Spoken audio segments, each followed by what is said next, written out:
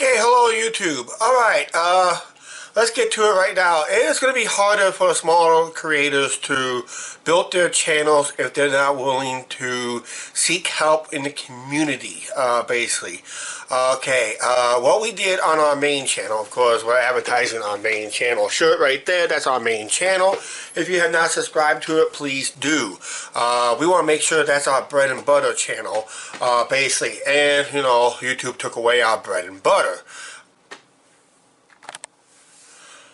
Okay, after I watched almost a lot of videos talking about the new YouTube policies, and for the smaller creators like myself, even for this channel, basically we gotta stick to it. Basically, let's get the right now. Basically, what I did on main channel was I put out a call for support. For support of the channel, mainly subscribers, because we felt, and we had really had proof that basically we had the minimum we meet the requirements of total view hours, which is only 4,000 view hours in the last 12 months. We had 4,800, so that's 4,800 plus. Basically, so we did meet the qualifications there, but the problem we're falling short on was the subscriber count on that channel. So we put a campaign out. Basically, what we're doing is, what you guys think is that we're also doing a sub for sub. There's a lot of YouTube channels will do a live feed. Well, basically, they do a sub for sub. They'll shout you out, and you get a chance to sub. New channel subs to you, you sub right back, basically. But most of them requires you to be active on their channels, which it's almost, now they realize it is almost impossible to be active on a channel. So when you got your main channels that you like to watch that you cannot miss every day, but you got almost 50 to 100 new channels to watch based on a sub and sub deal. It makes harder to watch a lot of good stuff. Basically, when you want to watch the channels that you are unsubscribed to, because you don't want to miss out the fun there. So basically, it comes down to is this. As you're a small YouTube creator, even on this channel, you got to work on getting the subscriber counts up. Get your view counts up, basically. Whatever content you decide you want to do, is that the content you really want to do? If you really believe in that content, stay with it. Because eventually it's going to pay off. But eventually, you may have to change your content in a while. Sometimes you have to swallow that horse pill. Now remember, YouTube ain't like it used to be. I saw in a comment on one of the videos, I forgot what it was, I think it was on Monday Matt's video. Someone made a comment, basically YouTube then was creators for creators, now is by creators. So basically, my advice for smaller YouTube creators is to stick it out, basically. Eventually, you will get your 1,000 subscribers. Eventually, you will get your minimum required views. You may not make the big bucks, but you still gotta follow the guidelines and rules of YouTube. It is changing on a heartbeat, basically. And everybody knows we're at the mercy of the larger YouTubers. Everybody knows that.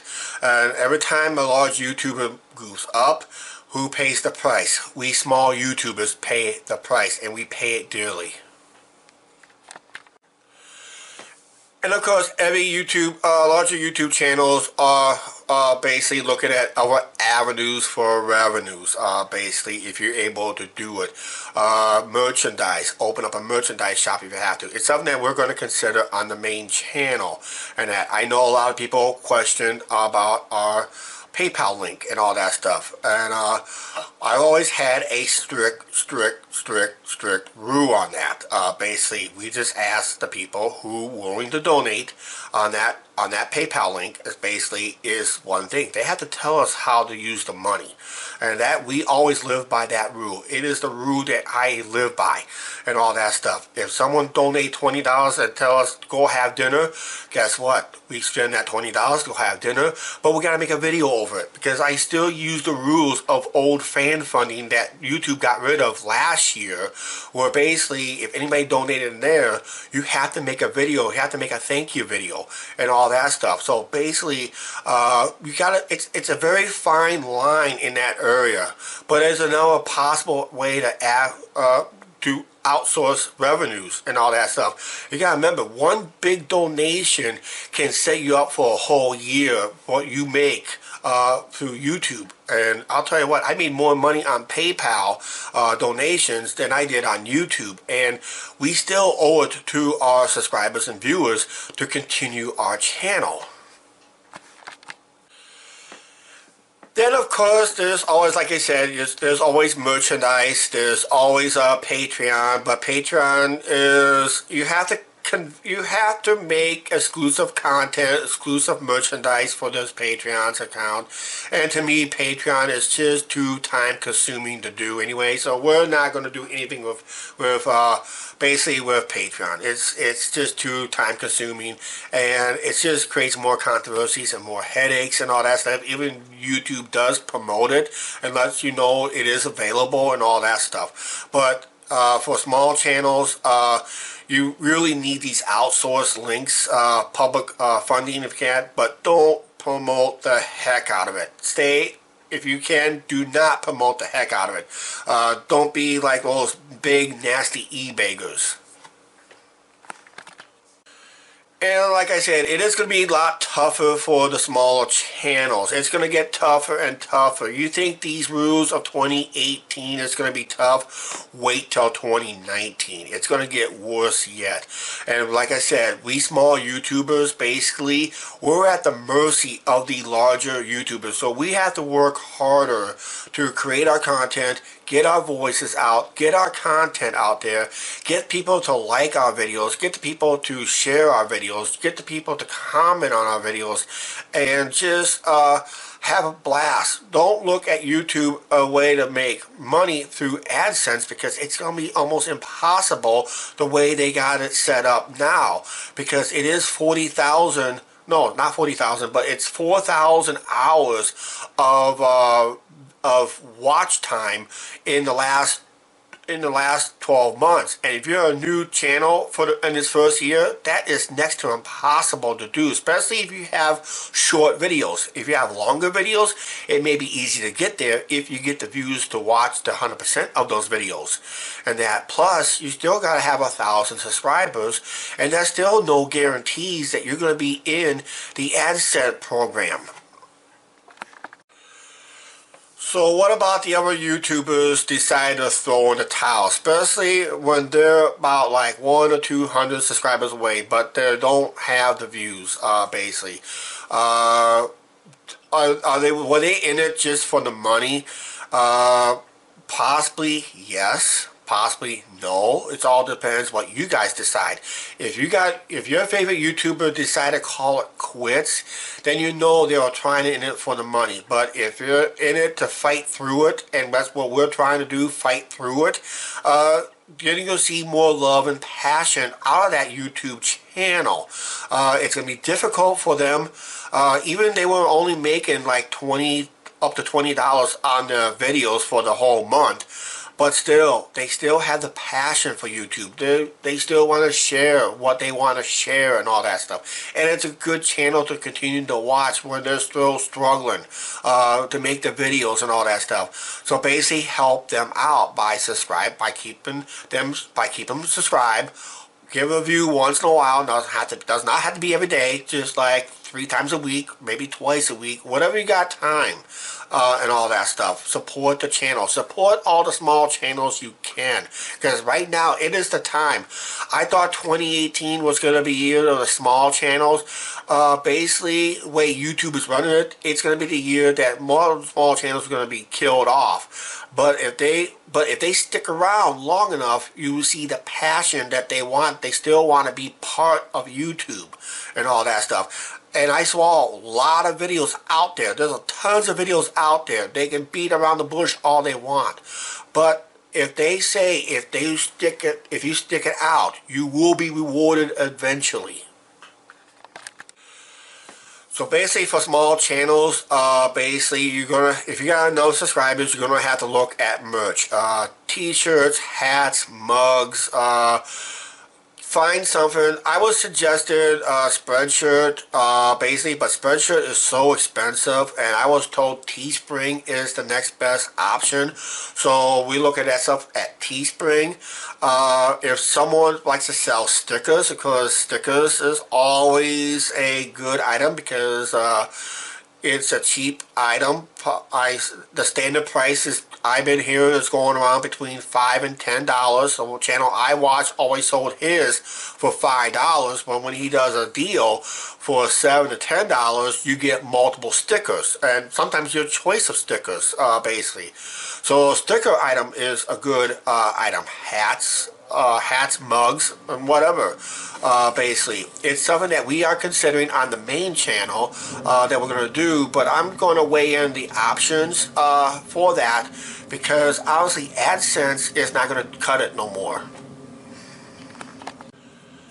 Before we wrap up this video, you know the scariest part is even when we left the Freedom Network on the main channel, basically, if we would have stayed with Freedom and this kicked in, there was a good chance that Freedom would have kicked us out anyway. So by leaving Freedom a month early was a good choice, but getting back on AdSense, it was like impossible task. And what's scarier part is there was a YouTube channel that had 1.5 million subscribers, and to this day they left their network like about the same time we left ours.